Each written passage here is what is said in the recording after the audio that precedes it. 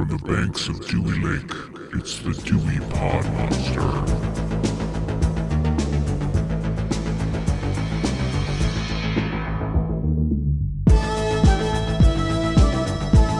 All right, welcome back. My name is John, and this is the Dewey Pod Monster podcast. This is a weekly podcast about consumption. We are, of course, proud members of the You Run Podcast Network. You can find all of our old episodes, all of our new episodes, and all the other great shows on the You Run Podcast Network at yourunpodcast.com.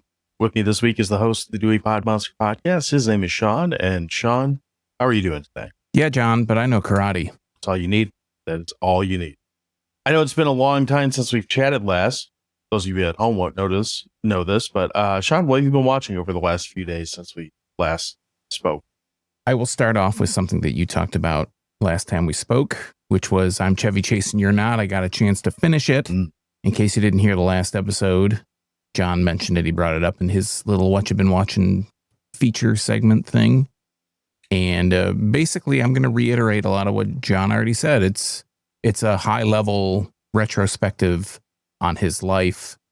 I wouldn't call it an autobiography, but it's like a high level walkthrough of his early life, his career. There were a few revelations about his personal life, his upbringing, stuff I didn't necessarily know. I don't think it had been out there before.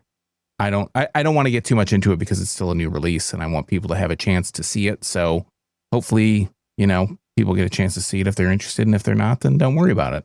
But that was it. Would you call it a biography? A biopic? Biography?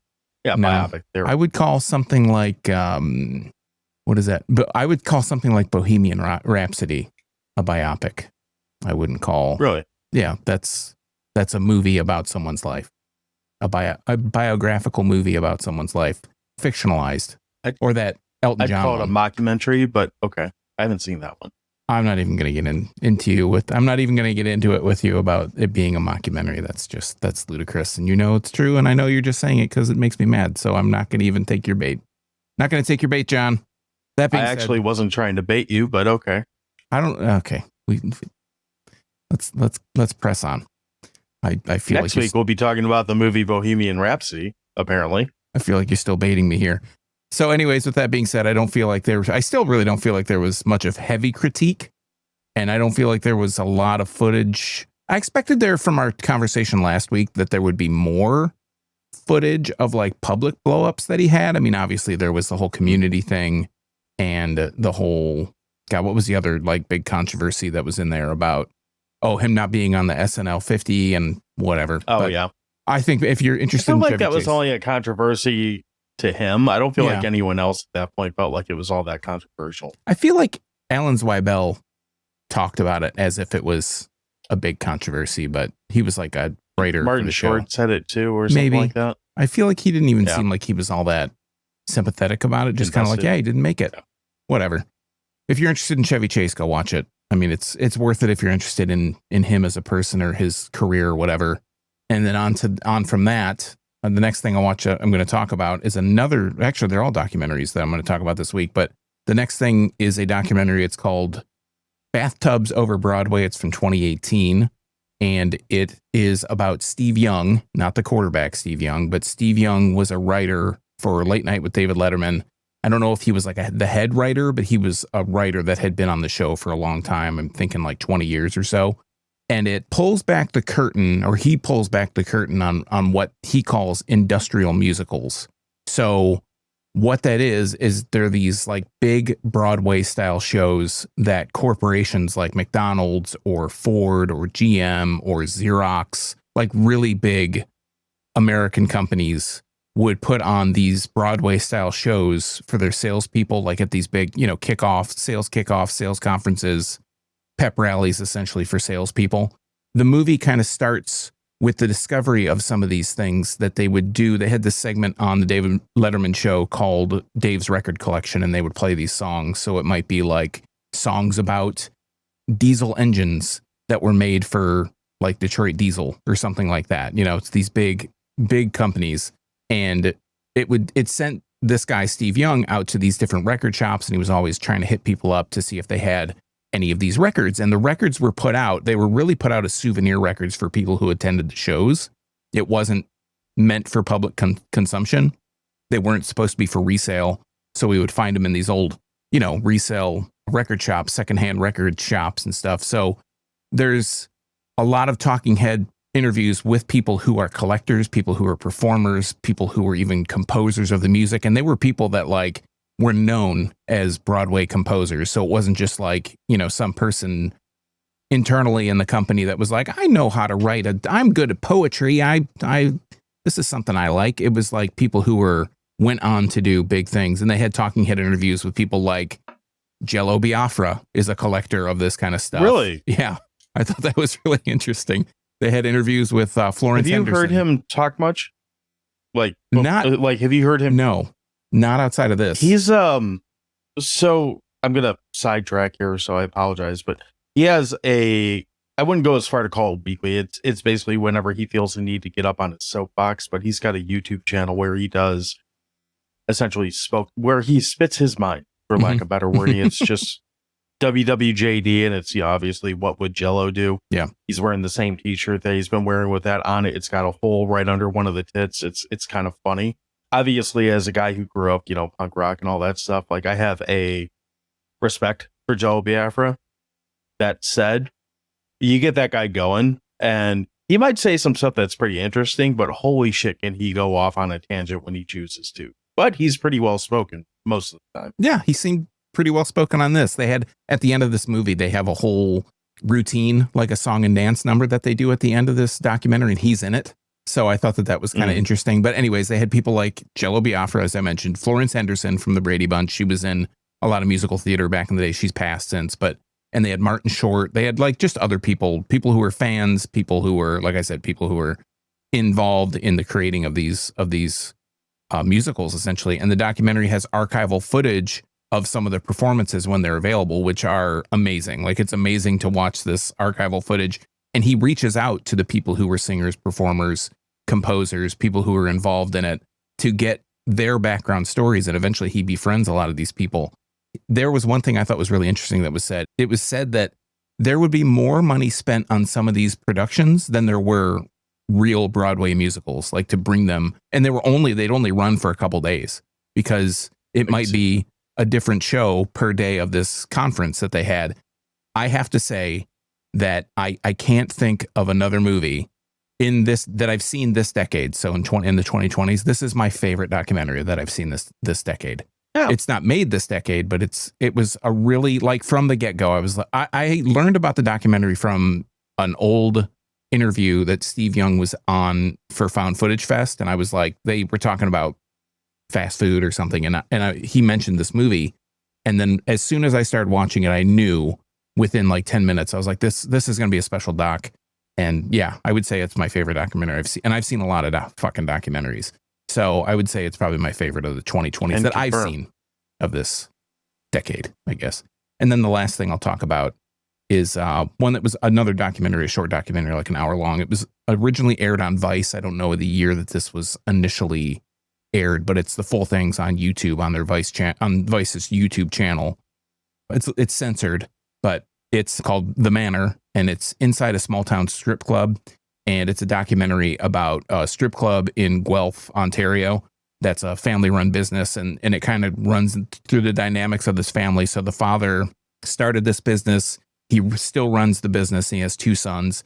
One of them is the 5-night-a-week manager, and he's very much like his father. And then the other son is a 2-night, and he's the one that actually directed this documentary. He's a 2-night-a-week manager of this club. And they're nothing alike. The two sons and the father, the one son and the father are very similar, and the other son that's directing this documentary is nothing like them. And then the mother is this, I don't know, I don't want to cast judgment, but she appears to have some kind of eating disorder, and it's I don't know, it's a really kind of weird documentary, but I thought it was worth the watch. It's about an hour long. It's an interesting family dynamic. All that stuff will be obviously linked in the show notes when available. So if you're interested in any of that stuff, go watch it. Like I said, I highly recommend Bathtubs Over Broadway. And I found that on a Russian website. So that'll be in the show notes. I didn't get any viruses from watching it, but just letting you know. But yeah, that's the 3 things I've been watching, John. How about you? I didn't go anything as highbrow as, was it Bathtubs Over Broadway? So I want to make a statement. Well, this is going to go right along with it. I want to make a statement about this. The world needs more Andy Sedaris.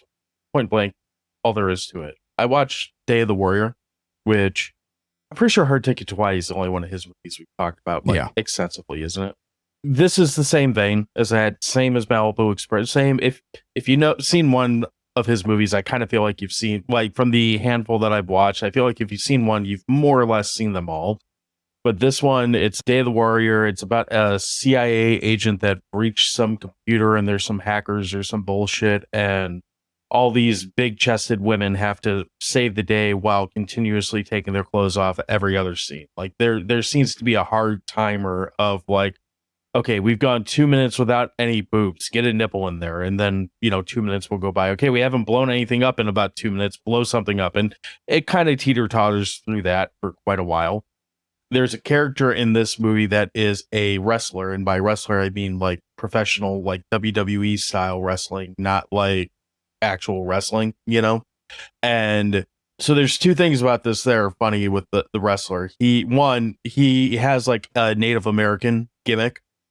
And this movie came out in 1996. I was like, holy shit, is that Tatanka? That was like my first thought, because the way they dress him up and all that, like, not that, I mean, in retrospect, after about what I'm about to say, it's basically the stereotypical, like, Native American garb, the big headdress and some face paint and, whatnot. So I just assumed it was Tatanka because I was like, that's about the right time frame and all this. I was like, I wonder if that, and I went on first I pulled up the cast and there wasn't anyone that was Tatanka in the cast list. No Tatanka. Like, picture wise. Well, then I was like, well, who the fuck is like, what is Tatanka's actual? So I had to go look up Tatanka's actual name, then cross-reference. Short version is I did all the sleuthing. Tatanka. If I could find them, I might. Short version is I did all the sleuthing for you. So no, it is not Tatanka. It's just some other big white guy dressed up like a Native American and carrying on like that. But I think the funniest thing about this movie is Tatanka is, I'm going to call him Tatanka because I don't remember his actual name, because who cares? He's like kind of the bad guy in this movie. And there's a point where they get to him confronting some big breasted chick and they're going to have a wrestling match for reasons. And I think it's funny because they have a full on, like, again, WWE style wrestling match. They're bouncing off the ropes and jumping off the turnbuckle and all that type of shit. There's no audience there. It's just them in a wrestling ring in like a room. It's like, this is a lot of theatrics if he just wants to kick her ass. Like, if that's all the point of the scene is for them to fight, why all the, pomp and circumstance? But I guess it goes with the movie. Day of the Warrior's on Tubi, though. It's a lot of fun. It's a lot of boobs. And again, Andy Sedaris films, although they probably don't do a lot in the realm of advancing equality or anything like that, they are a lot of fun and a lot of stupid, like, mindless action cliches. So I think they're worth watching as long as you don't go into it looking for a deeper meaning, we'll say. ERA, TNA, whatever, same thing. Pivoting over to the more documentary side, because I watched a couple of those too. I watched Being Eddie, which is on Netflix, which is just the next of their like actor profiles. It's a biopic, as you would say, or a autobiography, whatever the hell we were calling it. The same argument we had last week about Chevy Chase. This one's not as interesting. This feels a lot more like Eddie Murphy is reading his Wikipedia page. With, like, that's what a lot of these are starting to feel like with me. The Chevy Chase one kind of separates itself because, like I said last week, like that one didn't really paint him in the best light, even with him being on it, and I'm assuming having some sort of say over some of it. This one's basically just like an Eddie Murphy like love affair, but it's also kind of okay because I feel like Eddie Murphy's gone through some ups and downs in his careers, and they don't really shy about that. They kind of cover his like failures as much as they cover his successes. And maybe this is like, in contrast to the Stallone one, which I also brought up, I think last week. I like Eddie Murphy and like just point blank. I like Eddie Murphy. I have no reason not to like him. So, I mean, I could do without ever seeing Coming to America 2 again, but he's been around for like 40 years at this point. I don't know any actor that's been around 40 years and doesn't have a couple turds on their belt, right? I don't like in the hour and a half, 2 hours, whatever this documentary is, he seems like a likable person who seems like an actual legit dude. So I got no problem with it and no problem with him. It's an easy watch. I don't know that I would watch it again, but if you haven't seen it, you like Eddie Murphy, it's worth watching. And then lastly, I watched I think it's a 4-piece documentary about the Madden games. It's just called It's in the Game, Madden NFL. And it basically goes from the beginning of the history of Madden, from like its birth and how they thought it up and all this. Basically some nerd deciding that a football based card game, kind of like D&D, but football, was not going to sell. I think he was right. I don't think that would be an easy sell. But it's basically 4 episodes covering. The first episode's all about the like where Madden came from, how they got John Madden involved, him bitching at them that these like 8-bit graphics don't look enough like football for his liking, which I thought was kind of funny. I was like, looking back on it now, like the first Madden game, like they show a lot of clips of it. You're like, that actually looks pretty good for when you consider the time and the hardware that they were working with. Because I think the first one was on Genesis, so I guess that'd be 16-bit, right? Genesis. Yeah. Yep. So even that, I was like, that for the time, this looks pretty impressive. And you'd hear Madden come in every now and then and be like, it doesn't look like football. And they'd have to essentially start over everything, which I thought was kind of fun. Obviously, the game became a hit. And then it goes over the next, like, basically from that point on, it goes through like major console like gaps. So it goes from like Genesis to essentially to like the PlayStation era, or like not quite that, like what was before PlayStation? I guess the Dreamcast, the later era Sega systems, and leading into the PlayStation. Then it basically covers the PlayStation and the Xbox.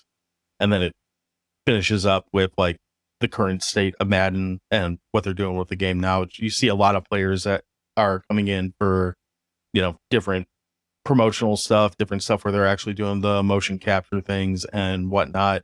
Players that you actually know that are still playing now. Like they showed some older players in the early episodes, but there's not a lot of like Peyton Manning sitting there telling you about how he was asked to be in Madden 2001, 25 years ago. Or I don't think there's anything like that. At least I don't remember anything like that. Most of the players that you see are current or very recently current players. So if you like games, it's a pretty well done documentary. It looks like it covers pretty much everything. Like as far as I know, there's not any major gaps or gaffes that they didn't hit with it. I'm not a Madden game expert as far as the history on it. So for a novice, I don't think they missed anything. But if you are a Madden nut, if that's something that's like your jam every year, tell me I'm wrong. You said you had seen that before, right? I know I saw, it's like a 4-parter, right? Something like that. Yeah. I think it's on Amazon Prime. I think they have rights to it because it's got their logo on the panel. I think I've only seen the first episode or 2. Those are the better of them. Yeah. Like the later ones are worth watching because I feel like I'm going to start something, I want to finish it most of the time. Yeah. But the first episode, especially the one where it's really going into the like creation of the game and where it started from, that's the most interesting by far. Yeah. And that's where my interest would probably lie more so than the tournaments and all the extra curricular crap that they may or may not talk about. They touch on it. It's in there for like, if that last episode is an hour episode, it's maybe 5 minutes broken up throughout it, which was enough. Like I know it exists, but there's a part of me that always sees people playing games and winning money and remembers my mother saying, no one's ever going to pay you to play video games, and me being pissed off. And then eventually I quit, and maybe I could have made some money playing video games if I had just stuck with it and been a little bit lazier. Takes a lot of work. A lot of work to get that good. Or, learn how to cheat. Whatever works for you. I think that's all I got for this week as far as stuff I've watched, though. You want to switch gears and talk about the magnificent, high-end, continue to alienate the people that listen to this show title that we're covering for the week? Yeah, let's do that. Let's get into it. Sounds good. We're going to take a break. We're going to come back, and we are going to talk about the 1989 classic, The Freeway Maniac. We'll be right back.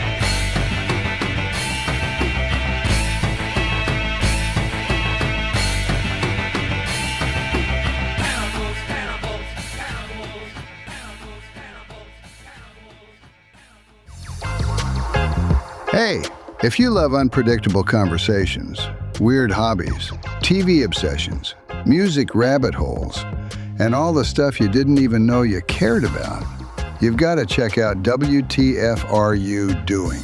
That's the podcast where hosts Hearn Dizzle and E. Biddy just talk about whatever the f*** they're into. One week it's reality shows. The next it's ranking fast food mascots. And sometimes it's just pure creative chaos. You can check them out and all the other great shows on the You Run Podcast Network at yourunpodcast.com. All right, so we're back, and as mentioned, we are going to be talking about the movie The Freeway Maniac. This is a movie that I stumbled on sometime last year before Sean went to Italy. I don't remember exactly when, but it would have been springish, something like that.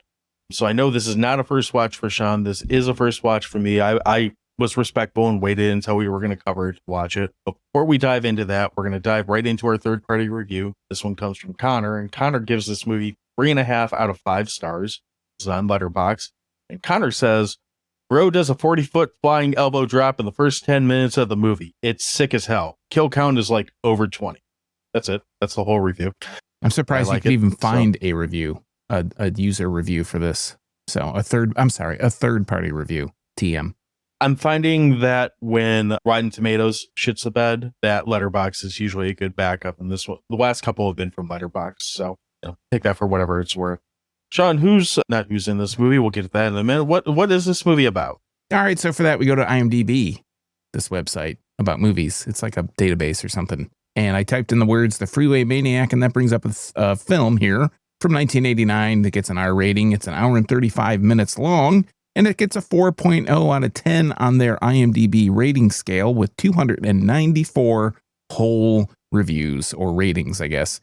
And we're going to read this thing up at the top. I'm never quite sure if it's the storyline or the plot, but they wouldn't put it on top if you weren't supposed to read it first. At least that's what Grandma always said. It says, a crazed killer sneaks into the set of a sci-fi film and begins murdering the cast and crew. And if we scroll on down to the storyline, I guess I really don't know what it's called because I'm never quite sure which is which. Yeah, it says it's a storyline. It says a crazed killer sneaks onto the set of a sci-fi film and begins murdering the cast and crew.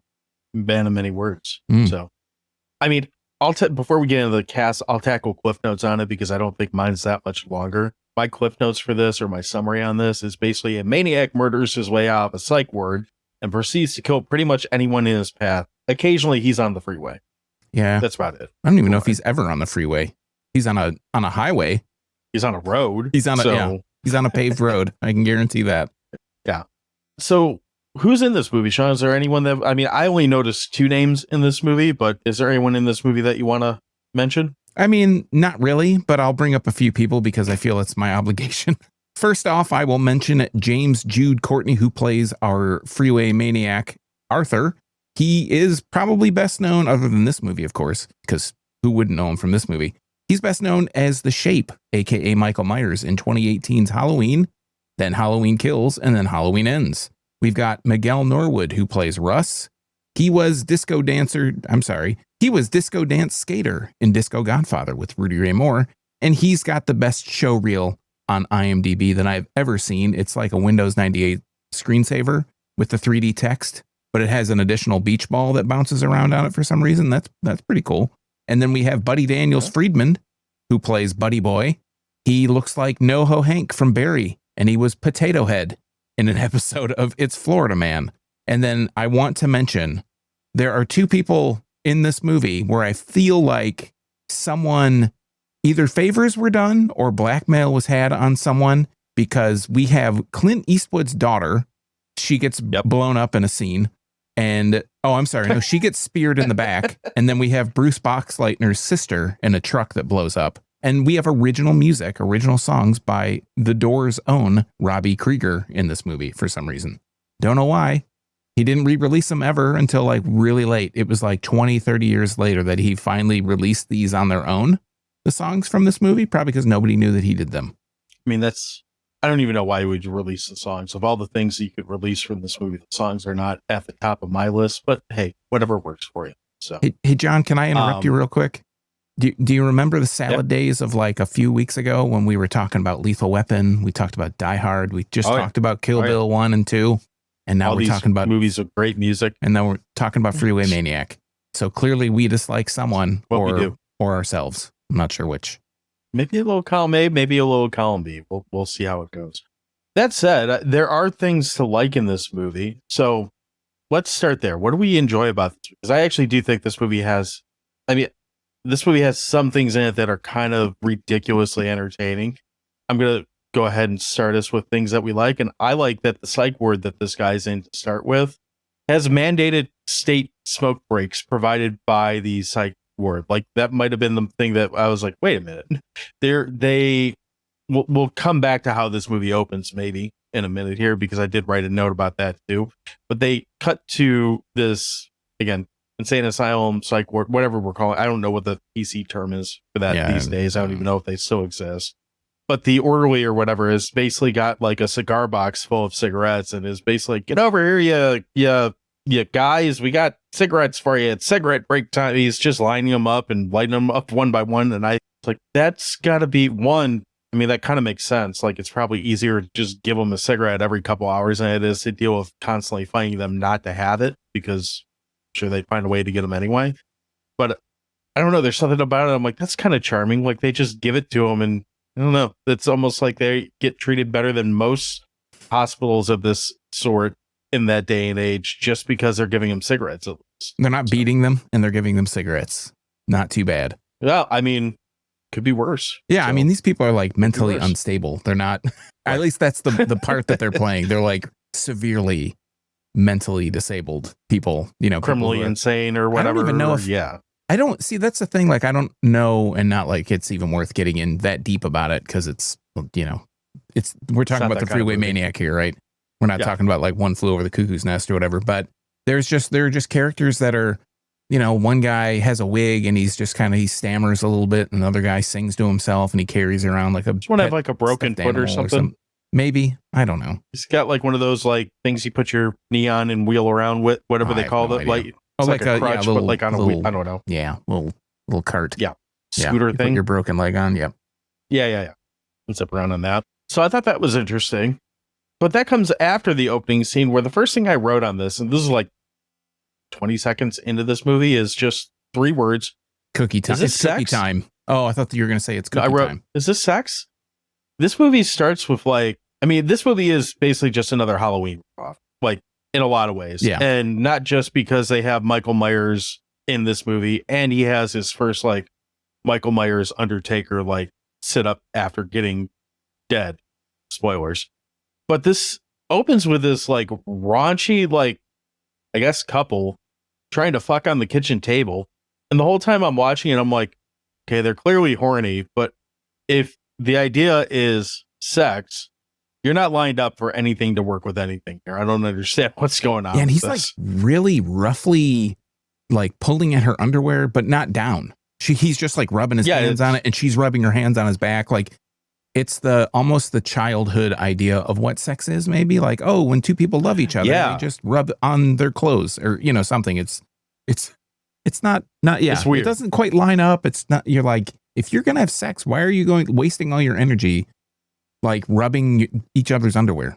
Well, if you're going to have sex on the kitchen table, maybe take your dick out and have sex on the kitchen table, not leave your pants up and wait for your boo or whatever she is to go get murdered and not have sex on the kitchen table. Like, there's so many things that don't work. And I love that, because the way it plays, it's kind of similar to like the pool table scene in Silent Night, Deadly Night, where they stop before anything really happens, except at least she had her shirt off, to go blue ball the guy and be like, oh my God, whatever. But oh my God, there's a cat or something. But at least in that movie, like, you heard something not on screen, but you heard something in the movie to have a reason why the girl just stops and is like, put that rocket away. I got to go deal with this. This one, it's like, you don't hear anything other than these 2 like heavy petting each other, which she's like, all of a sudden just gets up and goes to her kid's room or something, seemingly unprovoked. And it goes poorly, and that's fine. I don't really have a problem with that. But how about you? What are some of the things you like? I want to get more conversation with it, I guess. Well, I mean, let's give a little bit of background. So Arthur is the bad guy. And yes, he's the kid who saw his mom and the guy. We don't really know. It's never, they're on screen for such a short amount of time that it's impossible to know what the relationship actually is. But Arthur's the kid. Really doesn't matter. Yeah, it really doesn't. Not much in this movie matters. He murders his mom and murders the guy, and then he goes to this institution. That's when we pick up, and he escapes. And Linda, or is it Linda? Yes, Linda. Sure. Linda is she's an aspiring actress. She's a model, but an aspiring actress. She gets home from having a bad day. She gets home from some trip, and she goes to her apartment, which she looks like she's kind of a struggling model, and she lives on the beach, so that's cool.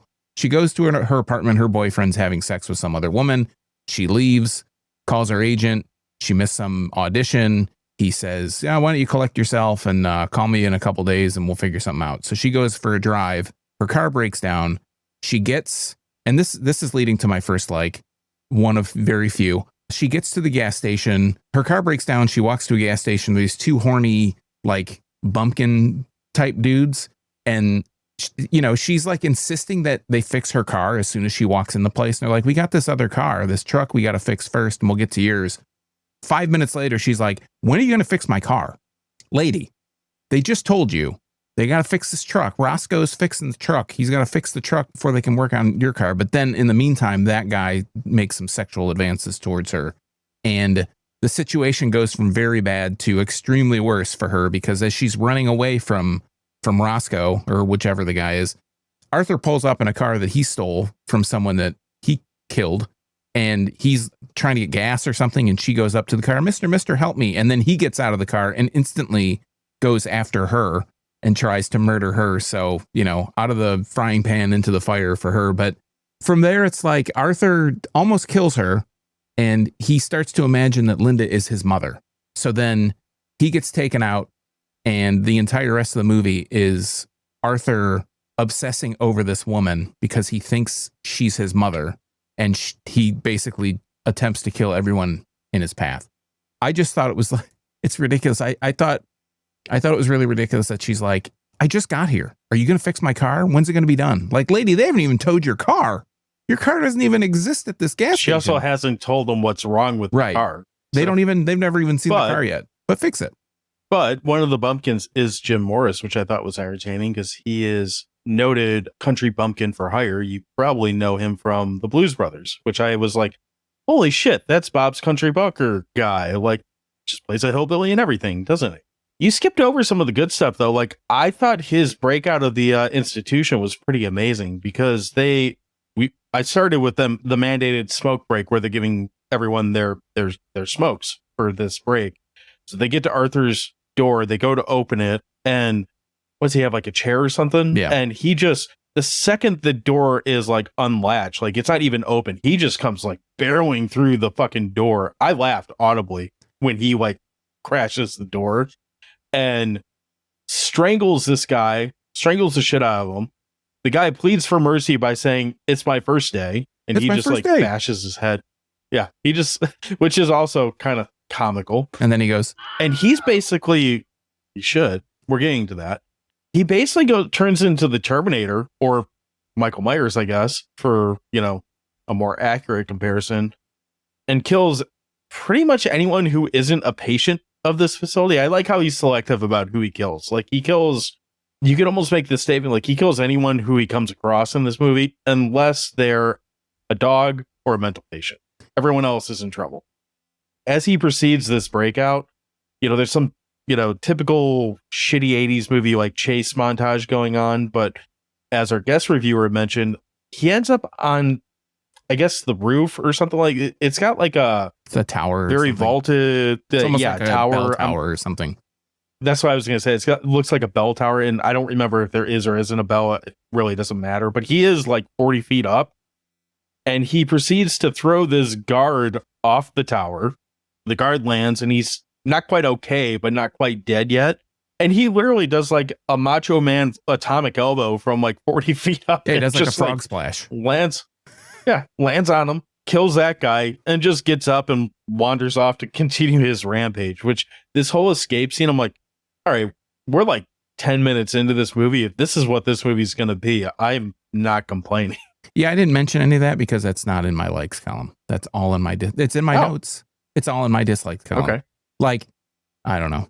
I have to preface everything that I'm going to say about dislikes. I do have a few more likes, but everything that I'm going to preface in my dislikes is I cannot stand the character of Arthur. I don't even like his face. Oh, he sucks. It makes me mad to see him anytime on screen because he's just such a dope. But yeah, I mean, if you're a violent criminal and you're in an institution, I feel like they're going to have restraints on you. You're not just going to be like freely roaming your cell, and when they open the door, you can ambush somebody.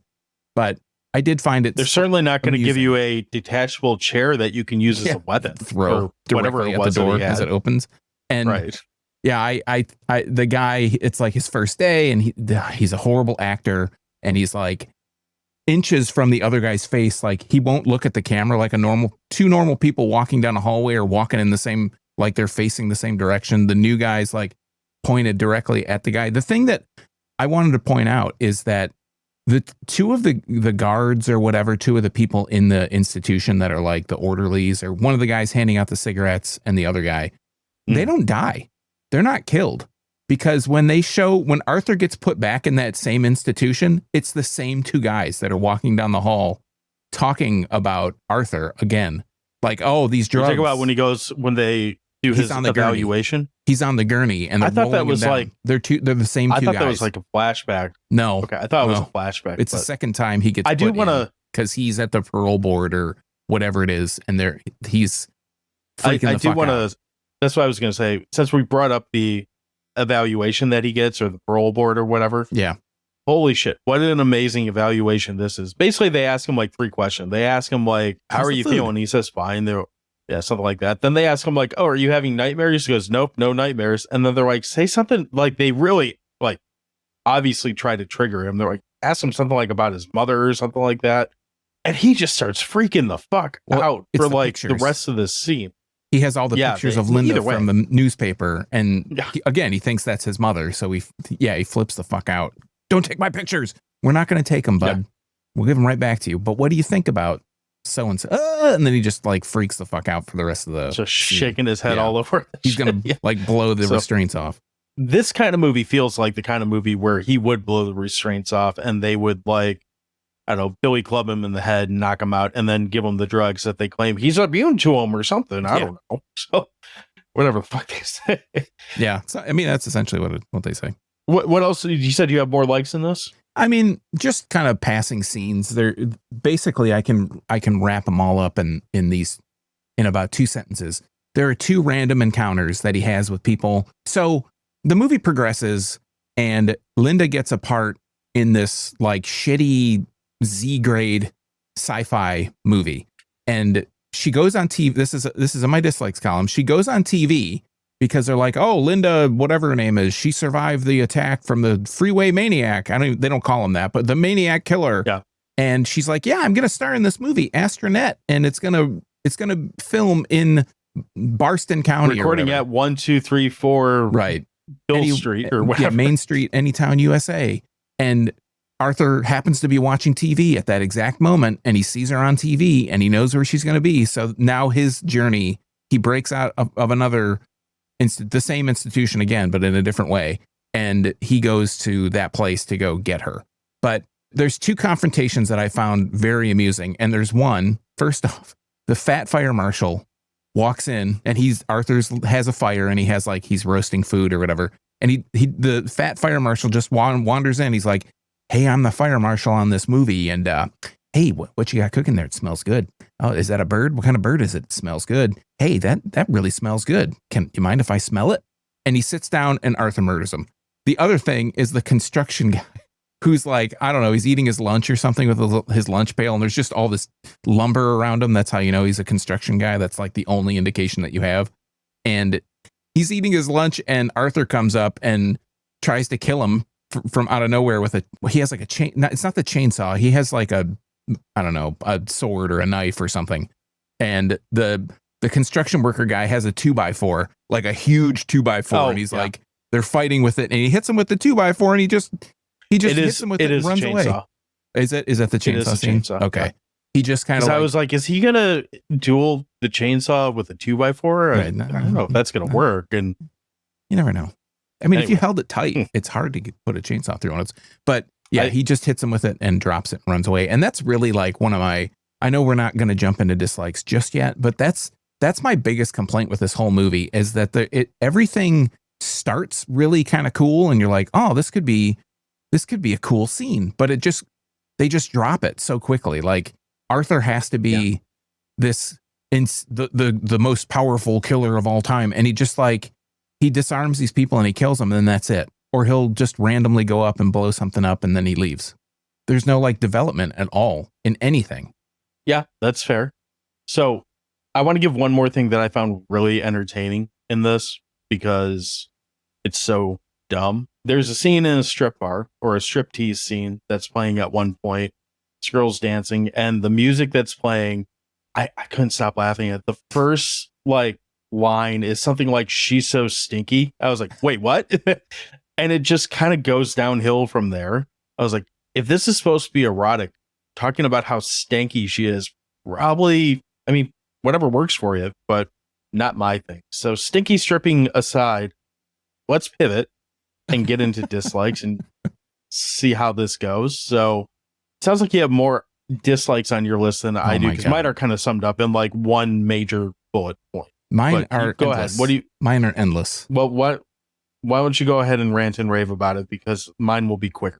Well, to go back to the strip scene, you know, a movie that even the producers, whoever's making this movie knows that this is boring as fuck, because there's no reason that you put a strip scene like it's like 50 minutes into this movie. At least it might even be an hour into the movie. It's near the end. Yeah. And they put a strip scene in and a pair of boobs, which are the only pair of boobs that the only reason you watch one of these movies is because you're expecting to see some boobs. You see some boobs at the beginning. It's boobs and violence. Yeah. And the violence is really kind of sad. And then, you see the boobs in the middle. So that's the thing. For me, like a lot of the other complaints that I have is like some of it's nitpicks, which is, I'll get into that right now. And Arthur has been institutionalized his entire life, but somehow he knows how to start a chainsaw. Like, I didn't know how to start a chainsaw till I owned one. Like my dad didn't have a chainsaw. I didn't know anybody that actually had a real chainsaw. He knows how to start it, no problem. He knows how to drive a semi-truck, which is probably one of the most difficult things to learn how to drive because it's all the gears and shit. He's driving it down the expressway. He seemingly knows how to do everything that a normal person would know how to do. This guy's been institutionalized his entire life. An hour and 15 minutes. That's when the strip scene is. This is an hour and 33-minute movie. It's an hour and 15 minutes. It's almost the end.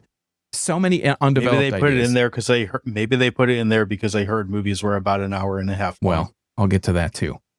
So many underdeveloped ideas and undeveloped ideas. We have the old lady who takes the car from. He's just like standing on a dirt road. She pulls up. He's standing in front of her and he goes to the door and opens it up. And she looks like, she's like Mama from Mama's Family. Like she's not actually an old person, but it's like someone dressed up as an old person.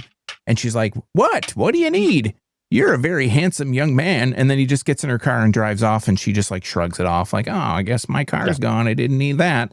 We have I'm stuck in the desert now. This is going to be rough. I'm going to die of thirst. I'm going to miss Matlock. Oh, well, People's Court.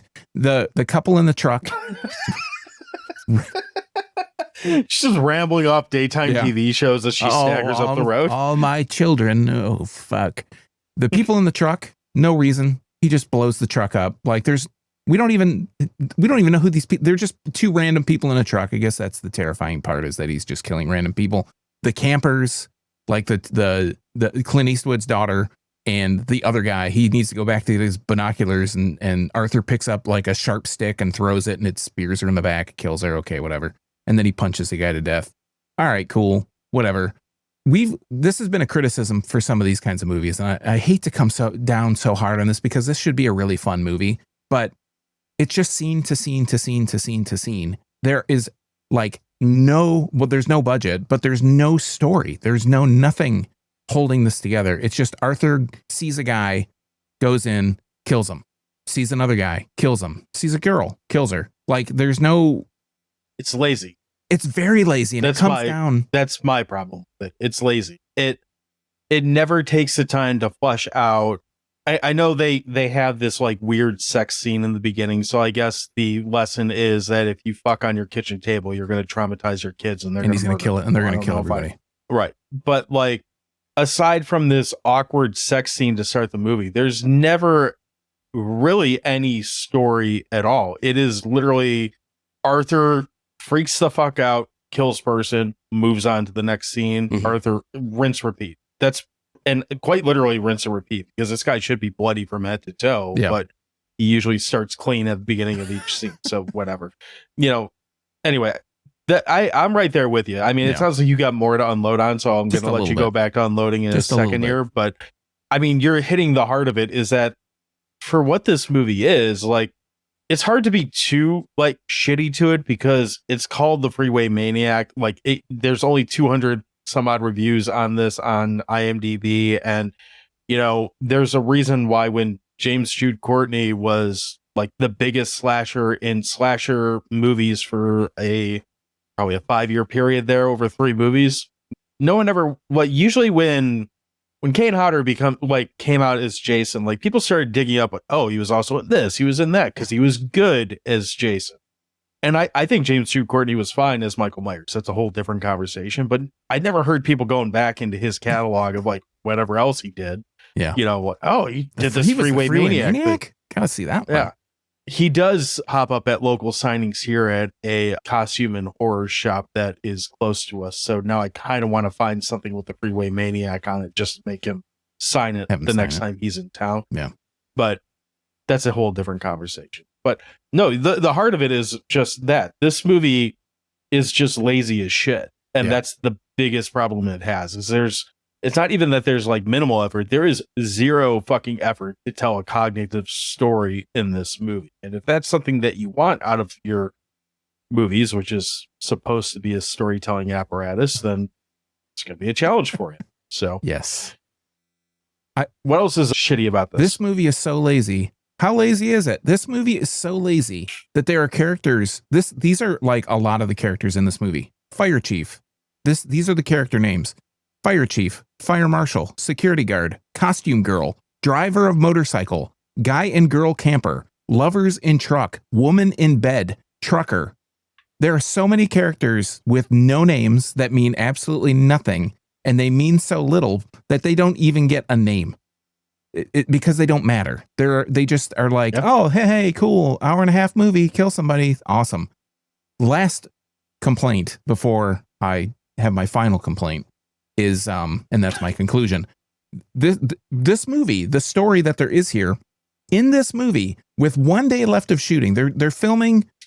Let's remember, they're filming a sci-fi movie in this movie, and the movie inside the movie is horrible. Everybody that's acting in the movie, that's doing something in the movie, is like, man, this movie is so horrible. It looks way worse than the movie that we're actually watching. It's bad. It's real bad. So. Everybody says how horrible the movie is. There is 1 day left of shooting, and Bert gets taken out after the strip scene. That Bert is the producer of the movie, and they send these quote unquote executives to come in and talk about replacing the director and part of the crew. Why would they wait until the last fucking day of this movie when they've seen all the shit that they've been filming and it's all garbage and everyone agrees that it's junk, to come in at the end of the movie to say the director needs to be replaced? This movie's horrible. It's not the director's fault this movie's horrible, but the movie's been horrible the whole time. Why would you wait till the last fucking day? Are you going to remake the whole movie? That's it. That's all I got. All right, well, let's fire up the grill, because I don't got anything. I mean, I'd say spoilers, but I don't know how much we can really spoil them. Yeah. So yeah, fire it up. Then you're in for a big treat, bro, because it's hot dog time. So this one's my fault, more or less, even though it's the first watch for me and not for Sean, but I'm the one who found it, so I guess I'm the one who has to take the blame for it. You're the one who suggested it, and you should feel bad. I don't. You should. I don't at all, actually. It will happen again. I can promise you that. For me, this is just a half hot dog. Like, there's enough in it, like stupid shit. Like, again, I find the breakout of the mental institution the first time to be so stupid that it's kind of funny. I thought his evaluation, again, same thing, so stupid that it's kind of funny. I don't want to call this movie so bad that it's good, because I just don't like that statement, but this movie is very dumb. It gives you bare minimal amount of stuff, but it's almost worth watching once just to see how shitty shit can get on occasion. And this isn't even as bad as it can get. Like, this still is at least somewhat watchable, but it's not good. You're probably, if you do watch it, you're probably gonna be like, ugh, I don't know how they do this shit. And yeah, so if you like slashers, just think generic 1980s Halloween, Friday the 13th ripoff. This is kind of what you get. Whose hot dog is this, huh? Is it yours? I'm going to preface this. I love shitty shit. I love it. I eat it for breakfast, okay? This is not a movie that I would tell anyone to sit through because there's about 5 to 10 minutes of somewhat entertaining scenes, and then it's surrounded by about an hour and 20 minutes of just pure boredom. Someone had blackmail on someone to get this movie made, and it must have been really fucking good. They heard that the movie was supposed to be an hour and a half long, and they made one that hit an hour and 35 minutes, and then it just quit. Like, the ending is so ambiguous, and I love ambiguous endings. The ending is just nonsensical. They show, I'm going to just tell you what the final scene is because it's not going to mean anything to you. They show a mountain, like they show a rock on the side of a mountain, and that's all they show. And then it just quits. It fades to the credits. That's it. The movie just ends. The movie inside of the movie is a horrible concept. I hate Arthur. I hate the way he looks. I might just hate John for making me watch this movie again, and I give it no fucking hot dogs. No fucking hot dogs for the Freeway Maniac. Do not waste your time. Regardless of what John says, don't waste your time. You have so much more to offer this world than to watch this fucking shit. Don't waste your time. Apparently, I have nothing left to offer the world except making them watch this shit. So that sounds like a good place to end for the week. So if you enjoy any of the shit that we do, or if you enjoy hearing us make ourselves suffer through movies like The Freeway Maniac, or you just want to tell us not to watch crap like this, whatever, you can follow us all over the place. We're at Dewey Pod Monster on all the social medias except for Blue Sky, where we are crap.town. You can go to our site, which is crap.town. Also, you can leave us feedback there. Tell us what you thought of The Freeway Maniac. Say, man, Sean's wrong on this one. I love this cinematic master, chef's kiss, sick, all that good stuff. You can also go to yourunpodcast.com. Yourunpodcast.com is the network site that we're on. You can find not only the title show there, you can find our show and all the other great shows on the You Run Podcast Network. While you're there, please do check out someone that you haven't checked out before. It's always worth your time. And wherever you're listening to us, whether it's Spotify, Apple, whatever the case is, if you have the option to leave a review, leave a like, whatever the case is, leave some comments, we would appreciate that. Whether it's good, bad, or indifferent, any review helps us get better or helps us reach other people. So please and thank you. We would appreciate that. Sean, what am I forgetting? I was just going to add, if there's anything on this show that you are interested in watching, if you feel like wasting your life and you want to watch Freeway Maniac, we're going to leave it in the show notes. We're going to talk about Bathtubs Over Broadway. We're going to talk about the Eddie Murphy thing that John talked about earlier. If you're interested in watching any of that stuff, it's going to be linked in the show notes. Most of that stuff's free. We're going to try and make it free if we can. If we have to upload it ourselves to some Russian website, I didn't do that. But if you wanted to watch it, we're going to try and find it for you for free. If we can't find it for you for free, it's probably going to be on Amazon, unless it's on Netflix, because then it's just going to be on Netflix. But if we can put it on Amazon, we're going to send you to Amazon because that's an affiliate link. And if you click that link and you buy something from Amazon, it doesn't have to be the movie you watched. Could be, a black belt, a karate black belt that you just wanted to buy, or a katana or something you thought would be really cool to hang up in your room. You can do that on Amazon. Really good plastic chair to be able to ambush someone when they open your door. Or a plastic chair to ambush somebody when they open your door. It'll be on Amazon. If you buy that thing, after you click our link, we get a small cut. That's a great way to help the show. Other than that, if you want to check me out on social media, I just check my social media. I don't really post that much. But if you wanted to check me out there, you can. I'm on Blue Sky. I'm at internalbleeding.crap.town. You can check me out there. And again, when I post in 6 months, you'll be like, oh, God, this guy posted, unfollow. John, back to you. So that's it. Sean hates me. This might be the last episode ever. We'll see. I don't know.